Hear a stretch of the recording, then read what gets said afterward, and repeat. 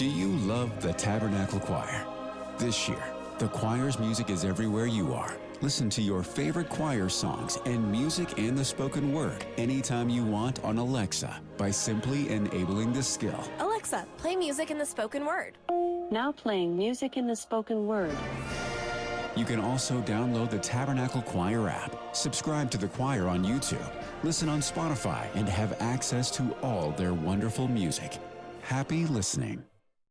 What day is it? Today's Tuesday. It's Tuesday. Hey! Sorry I woke you up. Time to get up. It's time to get up. You know I do not get up at times. You're the reason people wake up in the morning. Don't kiss me. Morning breath. What time do you have? Oh, time for work. Ready to start the day. Everyone have a good show. It's showtime! Good morning, DJ and PK. It's 97.5 KSL Sports Zone. Welcome in on a Tuesday morning. For you early risers now, one last classic conversation with Bob Casper. He joined us yesterday to talk about the final moments of the Open Championship. What a great finish. Here's part of our conversation with Bob. Getting up and down from 175 yards for birdie on the 18th hole on Sunday on what's turned out to be the toughest hole of the tournament. It's a pretty good way to go. Yeah, he played amazing golf, Ryan Fox, coming down the stretch. How much did you know about him? I got to admit, I didn't know much about him until he started rolling there. You know, the thing about Ryan Fox is it's kind of interesting. Turned professional in Australia at the age of 25. So he played there, cut his teeth there on the Australasian Tour, that kind of thing. He got his DP World Tour card at the age of 30, 5 years later, came to the PGA Tour 7 years later at 37, and he won twice last year in 2025, both times in a playoff, and one of them over Sam Burns. And then now he wins the Open Championship. But, you know, it seems like when he gets in the mix of things and in the hunt for a chance to win, he really goes after it hard, and that's what he did. He got fire in those last 6 holes. He had 4 birdies. He did have a bogey there. Is that just a case? Is that anything to be replicated, or like it's just golf and sometimes these things happen? I mean, you point out he does kind of have nerves of steel. He's winning these playoffs, but that still seems extraordinary. Well, you know, the bogey that he had, it was a shot that hit about 2 feet left of where he was aiming, and when that happened, it hit the revetted bunker on the 15th hole, and it circled around. He had no shot to get it onto the green, so he walked in there real quick, pitched it out into the fairway. Took his medicine with what the shot gave him, pitched it in the fairway, and then pitched it up on the green and made the putt for a bogey. He did everything he needed to do, everything, to win the golf tournament, to keep himself in the golf tournament. And just when it looked like he was dropping a stroke further back, he took his medicine, made that bogey, but then came right back with a birdie on 16. And then didn't make birdie at 17, and then made the birdie at 18 to finish it off. Okay, Bob, the big story, obviously, DeChambeau. Did you see the memes of him with a weed whacker or a riding mower? The one with the weed whacker was so funny. Oh, my goodness, I was dying when I saw that. So explain what went down. There's a lot of them. Yeah, there's a lot of them. Another one, he did like a dance spin and stuff, and he just cleared out the whole area. It was pretty funny. Tell us what was the impetus behind the ruling, and if you agreed with it. Well, you know, whether he did it intentionally or inadvertently, the ruling is that you can't do anything to improve your lie or improve the line of your swing path or flight. And that's what he did. I mean, he walked right in. He went behind his ball. He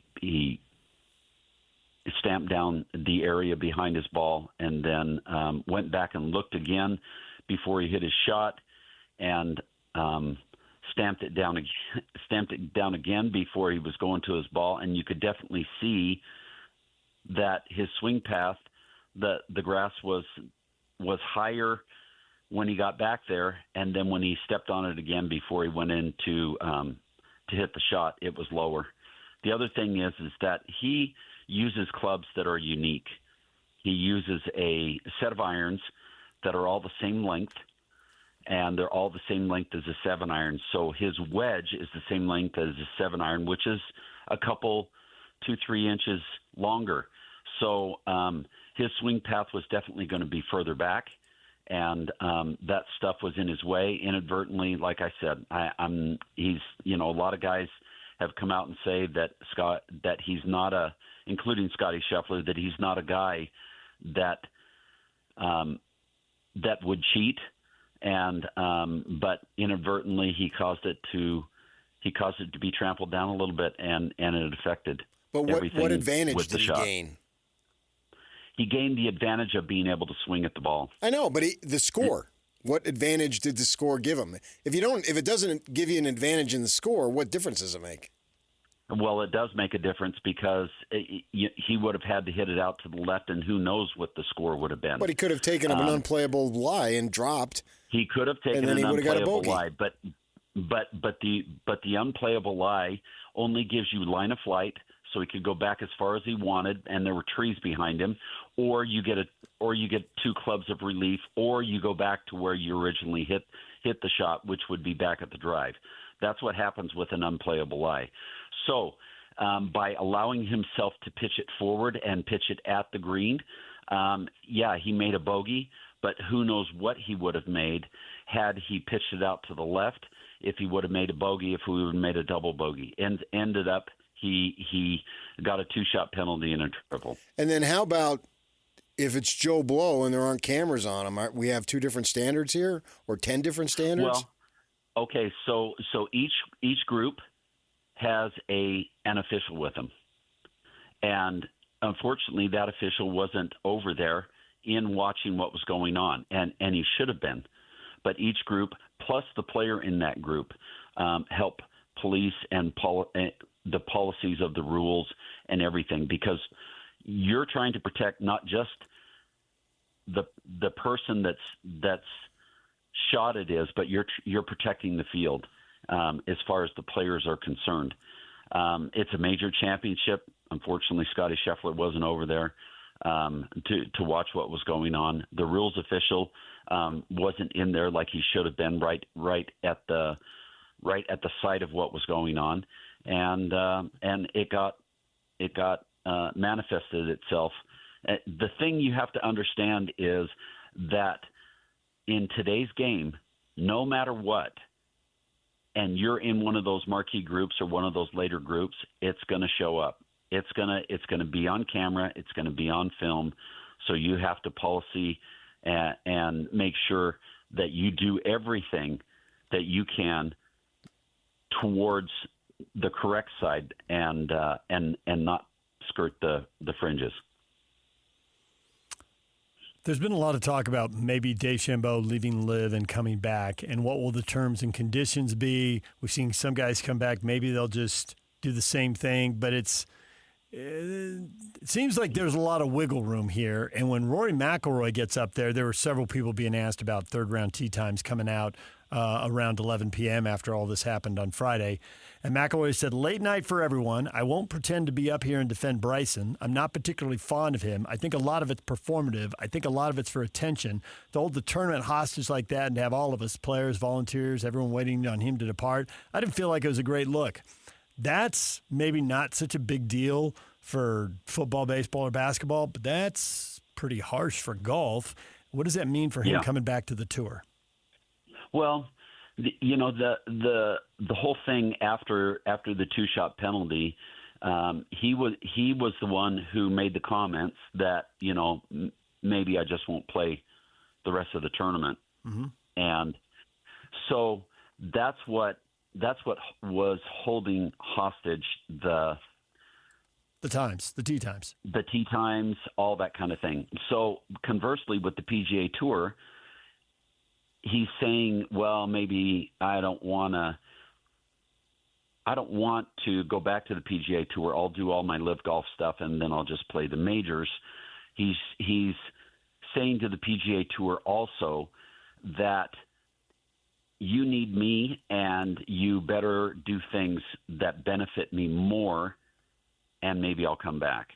So this is something that he's done and said to the PGA Tour. This is something that he's done with the R&A at a major championship, the Open Championship, and there's not a lot of people that appreciate it, especially Europeans with the R&A. And so I don't know.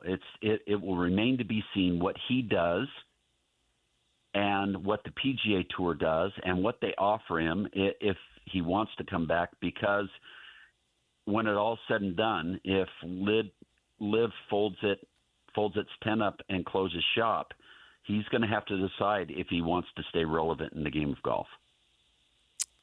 Are there guys out there who aren't particularly fond of Rory, though? Well, I think there probably are guys that aren't particularly fond of Rory. Rory has kind of been the spokesperson for the PGA Tour when Liv Golf started up. You know, any of those guys that went that direction, they probably aren't happy with Rory's opinions and stuff like that. But that's the important thing, and the great thing about the game is it's an individual game. Everybody's entitled to their own opinion, and you can go ahead and voice those opinions and stuff, and you don't have to make everybody happy. Because I have to say, Bob, I'm not particularly fond of you. Well, I appreciate that. Thank you very much. And you know what? PK?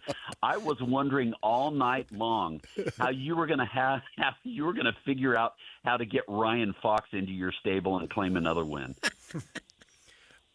You were sweating it. You lost 7 pounds Sunday. Because I picked Sam Burns, and you didn't want to hear it. The only thing you had going for you is that Sam Burns didn't win. You know what? I wanted Sam Burns to win. And why is and that? When it was coming down the stretch, I wanted Sam Burns to win. So, that's okay. You think he's on the come now? I mean, he's been knocking on the door, so we got to wait 9 months for the next major. But what do you think? Isn't that crazy? We got to wait 9 months now before we got the Masters again. Yeah, it stinks. But yes, Sam Burns played some phenomenal golf this year. 7th at the Masters, 2nd at the U.S. Open, 3rd at the Open Championship. Played some really, really wonderful golf, and he was right in the mix in those 3. So yes, I think he's feeling more comfortable with his game and the situation, and it's just a matter of time, I think, before he has an opportunity to knock one of these off and be a major champion. All right, Bob, that'll do it. We appreciate it, and congratulations on Sam Burns finishing 3rd. Yeah, it's good to have a major. At least I got one this year. I can tell you right now, PK's already trying to propose rule changes about, getting points. So, I mean, he got a winner this year, and you and I didn't. But it'd be a points competition in case we each had one or if we all had none. Or you have 3 seconds. Yeah, 3 seconds would be good picking. Right now there's no reward for that. I mean, I'm trying to make it so you guys could stay interested and not be like Rory and not have a whole lot of enthusiasm for the PGA Tour. Like he said, I want you guys to be engaged when we get to the British, because usually you figured, oh my gosh, I lost out to this guy again. So I'm trying to help you guys stay and have a shot to compete. He got Ryan Fox. We lost out to him again. I'll create a system that will allow you to compete a little bit better for next year. Just stay and just grind over the winter, Bob, and you'll have another chance. Blah, blah, blah, blah, blah. You'll have another chance, Bob. Just stay with it, man. All right, there's Bob Casper with PK and I. When we come back, going to take a look at Rob Wright. The goals for Rob Wright, coming off a 101-point Summer League game against, I don't even know what kind of competition. What kind of a year is he going to have? I'll just say this. A junior, as much as BYU's been getting talent, and that's great, you always want to get talent, get older. And they've been counting on freshmen and sophomores, certainly last year. Now they got a junior. I think that's a big positive. We'll have more in a moment. Stay with us. order for Jennifer C. Is this my double shot, double cream, double froth, double pump, double whip, double sleeve? Yeah. Can you handle that much caffeine? Did you know Discover automatically doubles all the cash back you've earned at the end of your first year? Oh, really? That's great. Seriously, did you know Discover automatically doubles all the cash back you've earned at the end of your first year? Yeah, you just said that. Did you say I just said that? Yeah, I'm cutting you off. I can't have any more? Why not? You earn, we match. Discover Cashback Match. See terms at discover.com/creditcard. DJ PK, it's 97.5, the KSL Sports Zone. Question of the morning.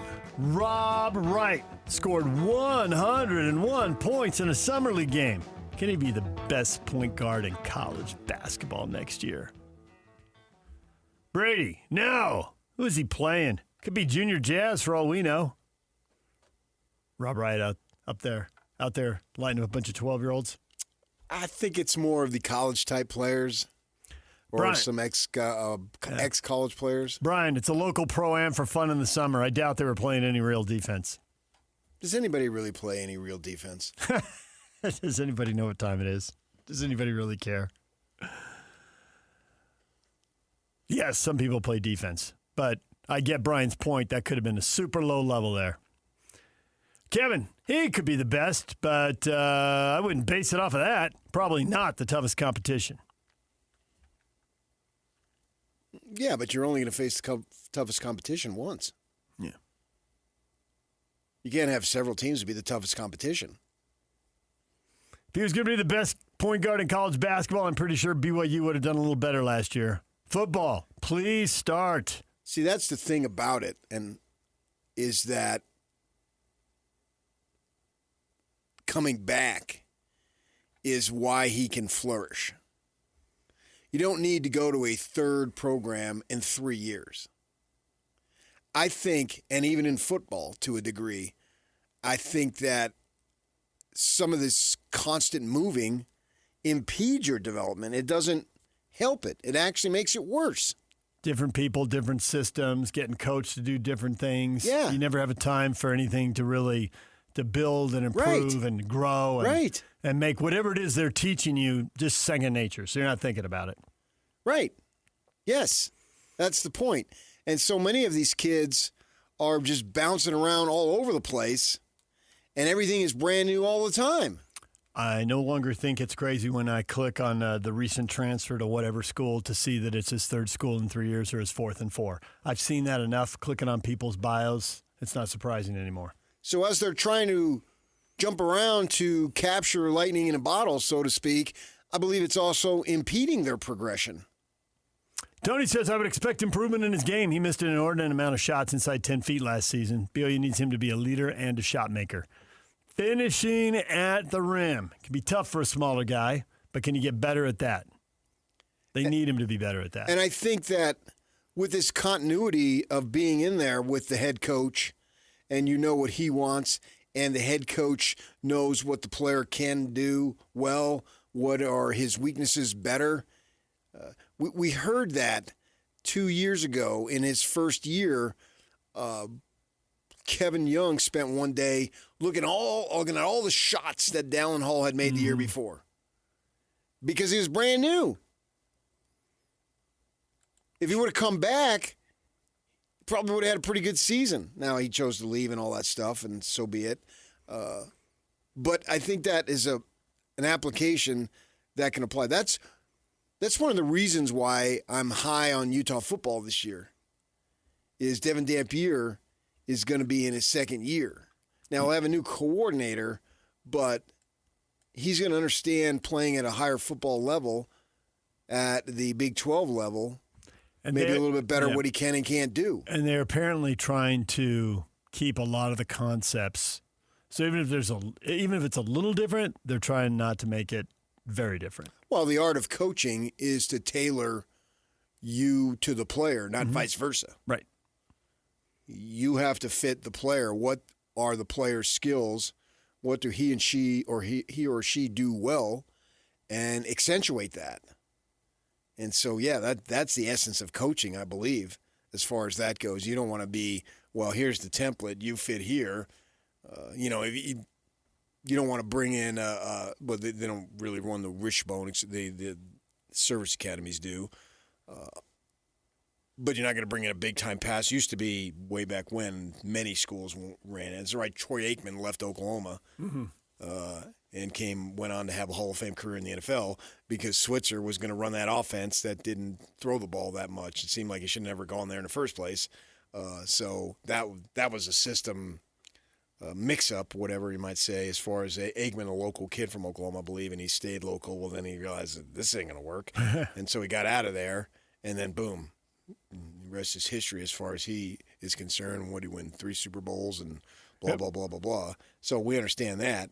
But that's not the way the world runs today. The coaches fit what you have, the talent that's available, and put it in its best position to succeed. I think that if you're going to define coaching, I think that's what coaching is all about.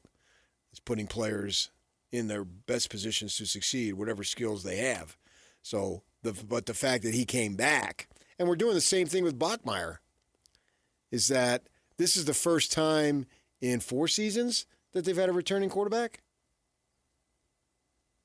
Yeah, that sounds right. Yeah. Well, expectations are higher.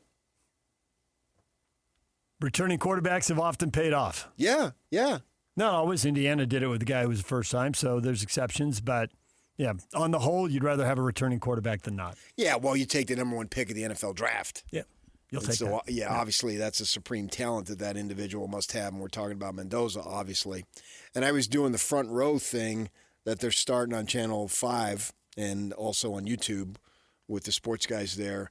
And Stevenson Sylvester, we all call him Sly, he made a point, and I said I want to get him on to elaborate on that. And he said that one of the things that he's looking at Bachmeier is to make sure that he doesn't try to overdo things because, I'm in my second year, I've got to be better. So maybe last year I was a little more cautious, and I didn't put the ball into a tighter window because I wasn't prepared for that, didn't want to hurt the defense, blah, blah, blah. And Sly was talking about, well, he's got to make sure that he doesn't try to overdo it, thinking, well, I'm a second-year guy now, man. I can do this. That he's still got to make the right decisions. And I thought, yeah, that's a really good point as he goes into his second year thinking that, okay, I have that much more experience so I can try different things. And it might lead to more mistakes because one of the things that he did really well as a freshman was limit the mistakes. And it's a fine balance because you don't want to be back there thinking, I got to limit my mistakes.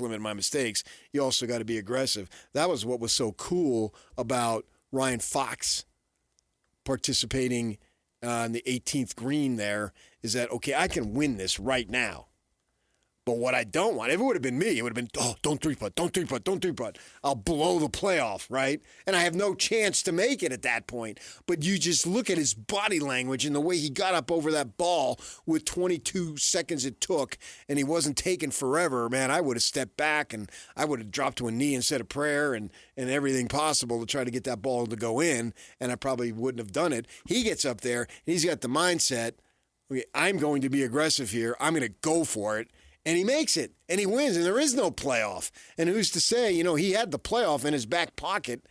Who knows what's going to happen in the playoff? So I like that mindset, but you don't want it for a quarterback or even for Rob Wright for next year on the basketball floor.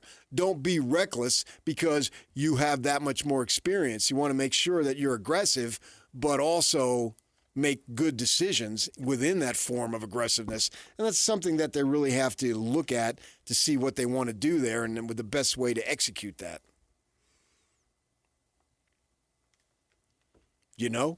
I do. So I'm curious what your expectations are for Cougar Hoops and specifically for Rob. I'm expecting him to be much better because he knows Kevin knows him. And it'll be different. He won't have the number 1 pick in the draft to defer to and have the ball in his hands and take a bunch of shots. I mean, he's a leader. It's going to be very different. Yeah. And the thing that I like about Kevin Young is before they even took the court his first year, he said Richie Saunders is an NBA guy. I remember him vividly. Yep. I'm thinking, really? And the draft happened even with the knee injury. He got drafted. NBA guy. And he would have been drafted. Obviously, it's easy to think he would have gone 5, 10, 15 spots earlier, right, depending on which team liked him and trades and all that stuff. But he would have gone earlier. He'd have been healthy. So Kevin Young knows NBA. he spent a large portion of his adult life in the NBA. And when he said that, and then it came to pass, even with the injury, and even with him being older because of the mission, that still didn't deter who drafted him. Was it Memphis? I believe it was, yes. Yeah, because we're thinking it's a good fit with Boozer. Right. Good call. That didn't deter them from drafting him. So, in my mind, Kevin Young, that credibility when he's going to say somebody is an NBA player, I'm going to really pay attention now. We all knew Yegor and DeMonsa. We were lottery picks. That was more obvious. Yeah. Saunders wasn't as obvious. Right. And so to single him out. So now if he says Rob Wright can be the best point guard in college hoop, okay. I'm going to listen to Kevin Young because in my mind he's already built up some credibility and built up a little bit of a track record. Can he be? Now, I'd have to go look at all the college point guards right. And I mean, that's an enormous amount of people. It's not the NBA. It's just much smaller But number. the point is he could be playing at a very high level, That's what I'm much expecting. higher level than a year ago. And that's what I'm expecting. Yeah. I mean, if he scored 87 points, would I expect less? Probably not. But 100 catches your eye. I mean, I realize it's, that's it. It's loose in the summer, and they're not taking timeouts to get a defensive stop and blah, blah, blah. Everybody understands that. But the idea is coming back rather than going. I think that was an important decision that he made. And fine, go check out your market. There's nothing wrong with that. Nothing at all. That's what it is Highly now. recommend it. You got to check out your financial market. Highly recommend it. Yeah. Nothing wrong. He checked the market. Don't drag it out too long and get all dramatic. We might have that going on in the NBA right now. Yeah. And he didn't. I thought it went fast enough. It's fine. Go out, ask around. Well, he said this is where I wanted to be. This is it. Yeah. That's fine. All right. Yeah. I mean, coaches do that all the time. If somebody calls you up, you're going to listen. His overall numbers were fine. Back to the guy saying, hey, he's got to finish better inside. The NBA people will always pull apart your stats and say, what'd you do against ranked teams? What'd you do against NCAA tournament teams? And so those games, I think, is where he has to pick it up. I've got his numbers up here, 5 for 13 against Arizona, followed by 2 for 8 against Iowa State. Obviously, those are top 10 teams. He did shoot it pretty well against Houston. He had a pretty good game there. But the Arizona games were rough. He had a 3 for 16 against Arizona, too. So, and 5 for 12 and 5 for 13 in tournament games. So he's got to figure out a way to get those numbers up in the biggest games a little more. And it'll be really different not having AJ there. I never view numbers as the be-all, end-all. I mean, last year it was those games with Saunders was gone that there was 2 guys. And so I don't want anybody else shooting. So his numbers aren't going to be as good. They're going to be a better shooting team next season. So he won't have to put up a bunch of shots because why pass the ball if you're not passing the ball to AJ? I may only make 40. Chance to make it. I may only make 40%, but that dude's only going to make 30, and the other one's only going to make 20. Right. So I'm taking it. And they had to. So I think Kevin Young, when we're standing in the hallway in Portland in his final comments on the particular season, he wasn't kidding. I'm going to go get better shooting. And I think exactly what he's gotten is better shooting. So I expect all those numbers to be better because you don't have to shoot as much. There literally was no point in anybody else shooting except those 2 once Richie went down. No one can argue that. We were all stunned if anybody else made a basket.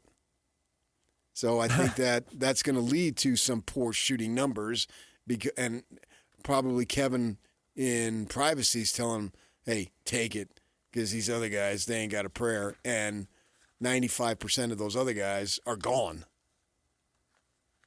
So, yeah, I'm expecting a much more improved young man, as I would anybody who received a lot of playing time and then comes back. He's now going into his junior year. So he's been around the college game. I think for him and that the smartest decision he made was to stay. When we come back, conference realignment in the news again. Stay with us. DJ and PK, it's 97.5, the KSL Sports Zone. PK, there's legislation looming out there. Makes your skin crawl, doesn't it? What do you mean? You don't like to talk the politics about sports. You like to talk about the games around sports. Oh, for sure. Yeah, when it comes to that, yeah. But nonetheless, you've seen a tweet this morning that has caught your attention. These rules and what are they putting together in Congress that could slow down or speed up the changes to college sports, especially college football, but maybe college basketball too, that we all think are out there looming. Well, our Pete Thamel's talking about, does this protect college sports acts? Mm-hmm. And the most scrutinized section is realignment restrictions, new focus. Leagues being capped at 19. And so the Big 12 has 18 and the SEC 16. Basically telling the Big 10 they can't expand anymore. Big 12 has 16. They'll give them room to let in Notre Dame and nothing else. 19 is such an odd number, literally. And for a team to leave a power conference to join another, they'd have to play 5 years as an independent. Well, that ain't going to work. Sacramento State and North Dakota State may have made their move just in time. Well, a group of 6 schools will be allowed to move up in the latest discussions. So if UNLV, for instance, just to use them as an example, whomever, right, Boise. UNLV could move to the Pac-12 or the Big 12 could add a couple teams. They're at 16. I don't know that the Big 12 is considered a power league. The Pac-12, I mean. So they might. That'd be group of 5, group of 6 to group of 6. You're right. Yeah. But yeah, if the Big 12 came calling for 2 teams, whatever. Right. Yeah. They're at 16. They could go to 18 or 19. Right. I'm tired of all this crazy realignment.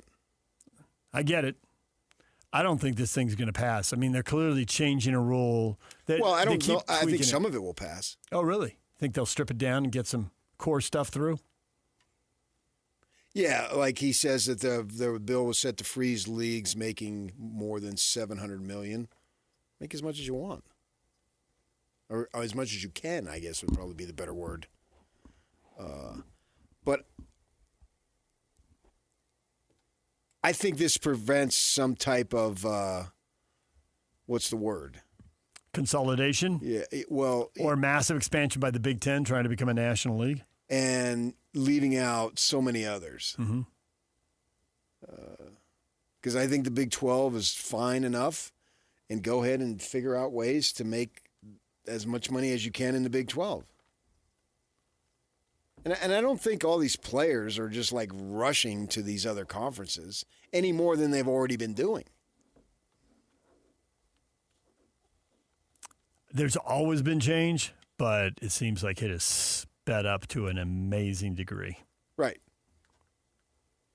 So I sort of like this idea of keeping the leagues the way they are.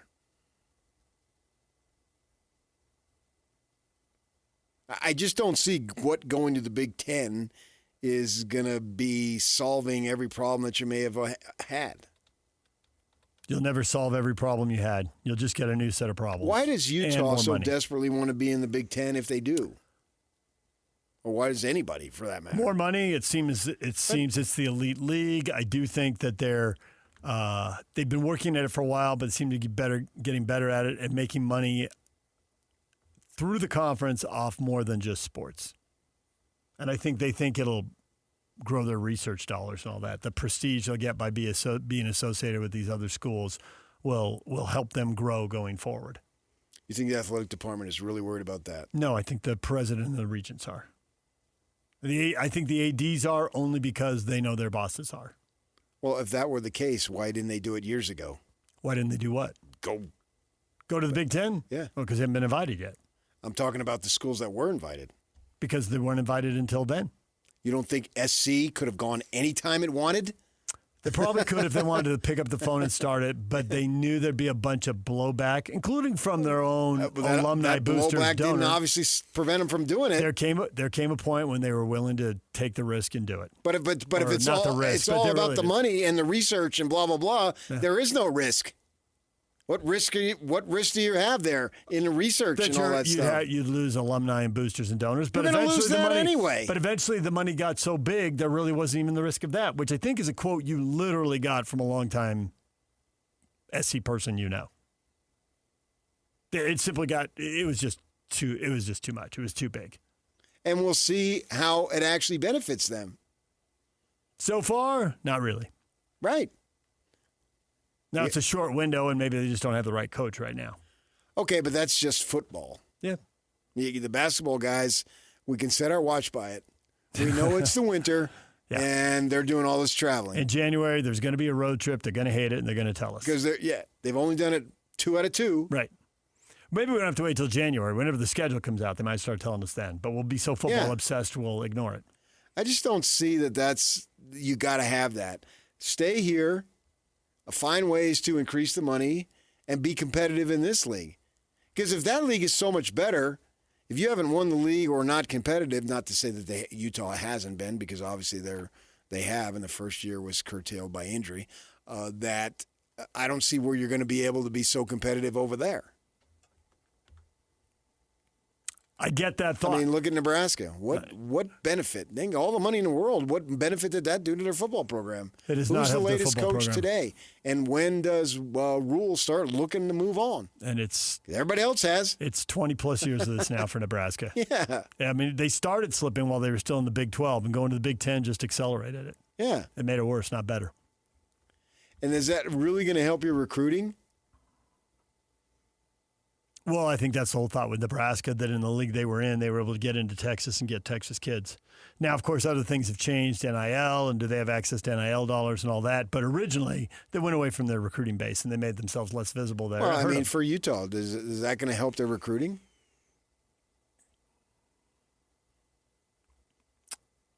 I can see where it would help their recruiting. It sounds good, but is it going to help? But the problem is it's offset by you've already got teams there whose recruiting is so awesome. It's like, yeah, you've got better players, but they're not good enough to beat the best players that they've got.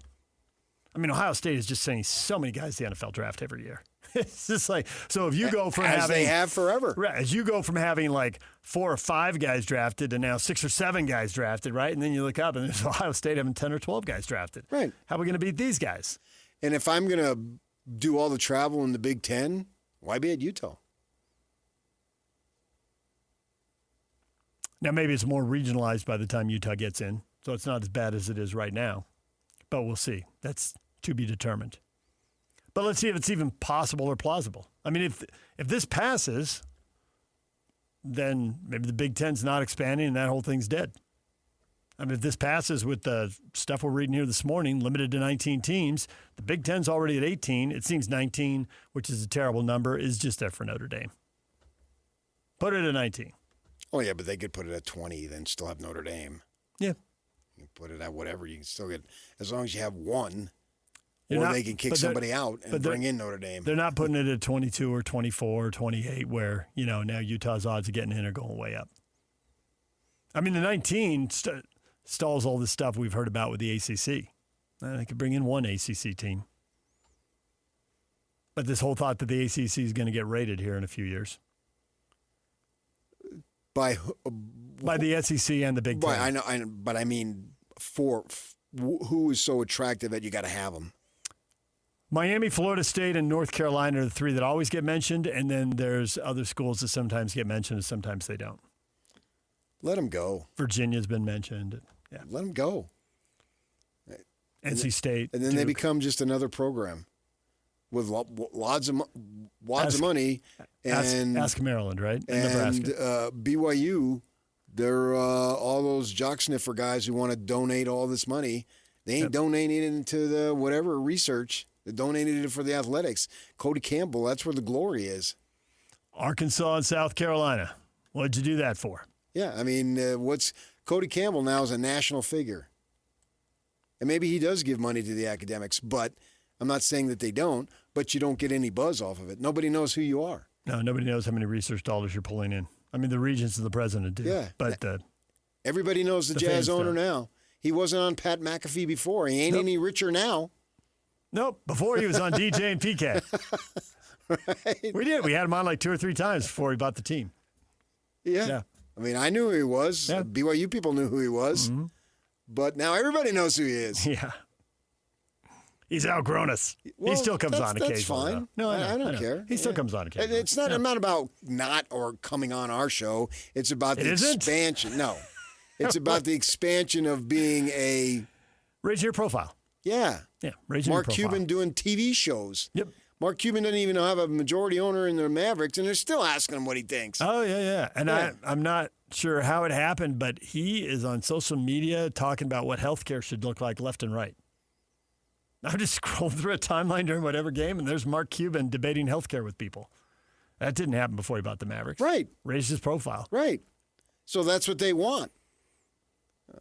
So be careful on all that stuff. It sounds good and investigate it. Certainly you should investigate. You should investigate all opportunities or most opportunities that come your way. Why wouldn't you? We would all do it individually. If somebody, it's not going to happen to me now. I'm too far down the line. But if somebody called me and said, hey, what do you think? Well, yeah, I'll check it out. Doesn't mean I'm going to do it. It's like what we were talking about. Rob Wright III. Yeah. Got to check it out. Yeah. Kentucky was interested. Check it out. Especially the system allows it. And you have unlimited transfers. I think eventually they'll realize that that's too much. And instead of, we had all these restrictions, then we went from restrictions to no restrictions. It's like, well, couldn't there be some happy medium there? And it's not, as we spoke about, in the best interest of the individual to keep bouncing around. Is it in the best interest of programs to keep bouncing around? No. Is it the best? What are you looking for? What's the goal here? Because it is in the best interest of the tennis team to be going all over the world. Yeah. And all over the country anyway, and all these other sports that you have. Is that in the best interest of the young woman or young man? We've had schools, in some cases, leaving leagues and rejoining them. Just in the Big Sky, one of our local leagues, right? Southern Utah got in, then left, then came back. Idaho did the same thing, left and then came back. It's all over the map. And you can't, I just read a thing. Colorado went home. Yes, Colorado's another one. Left and came back. Yeah.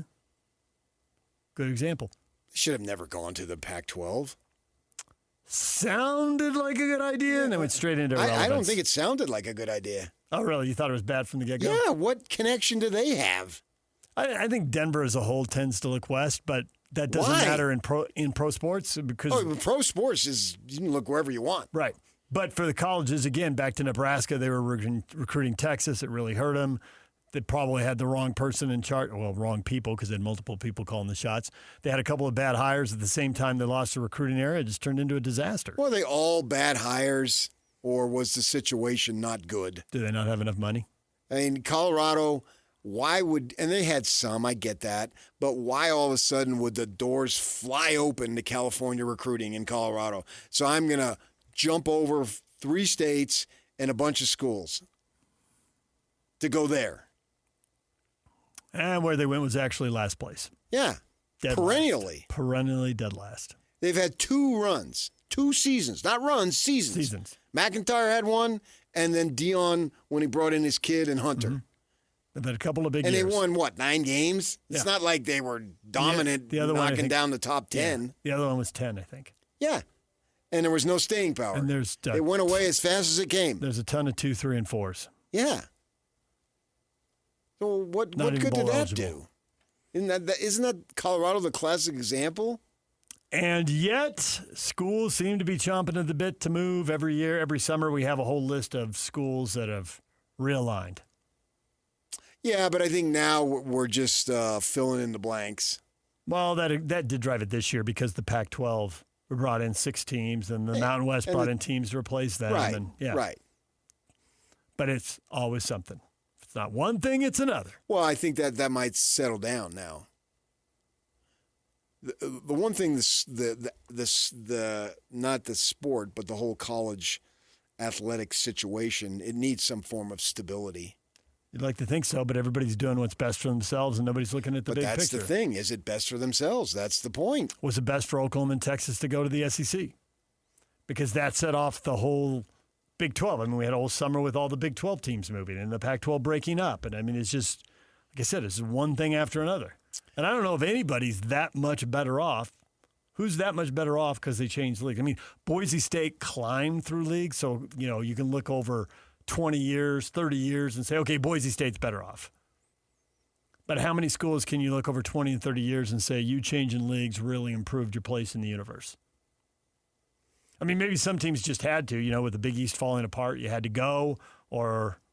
Well, yeah, that's what happened to the Pac-12. You had to... Some teams have had these moves forced. I guess you could say Utah's in a better place. TCU's had a pretty wild ride, but they've ended up in a better place. I mean, TCU's been... Can you even name all the leagues TCU had to bounce through? Oh, yeah, but any team that has a program that has an opportunity to move up. The Southwest Conference fell apart, so their whole thing was set in motion by something they couldn't control. And at the time, they had no access. Chris Hill used to say that all the time, is that I can tell every other sport you've got a chance to compete at the highest level, but I couldn't say it at football. Right. They were Mountain West, Conference USA. I think they were Big East briefly, and then Big 12, or maybe they talked about the Big East and didn't do it. I'm leaving somebody out. Well, there was no Big East. It never existed. Yeah, that was They never played a game. That was all cobbled together. Well, but that was for access. Yeah. That access now has been greatly changed. 12-team playoff and Big 12, they're in a good place now. And we understand there's going to be some form of expansion minimally for possibly, 12? Double? 16 or 24 seems like it's coming. Right. Don't know when. So everything has changed dramatically, so you don't need access. The access is already there. Before, TCU was scrambling to get access in a state where there were so many schools that had access. Well, now you got access.